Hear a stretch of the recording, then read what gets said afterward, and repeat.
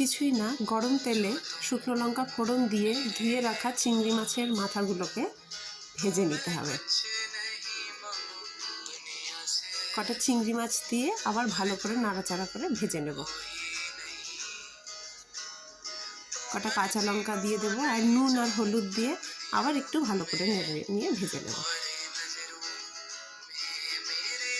এবার তুলে নিয়ে কিছুক্ষণ ঠান্ডা হতে রেখে দেবো। এবার কটা পেঁয়াজ কুচি দিয়ে এটাকে মিক্সিতে পেস্ট করে নেব।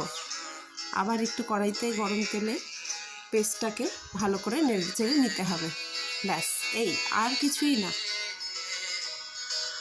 এবার সামান্য একটু নুন দিয়ে আবার একটু নেড়ে চেড়ে নিতে হবে। দেখতে হবে কড়াই থেকে এটা ছেড়ে আসছে কিনা। এই যে প্রায় হয়ে গেছে।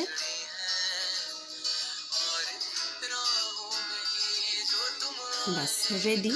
এবারে গরম ভাত দিয়ে খাবার পালা। অপূর্ব ভালো লাগে খেতে। ভালো লাগলে চ্যানেলটাকে সাবস্ক্রাইব করবেন।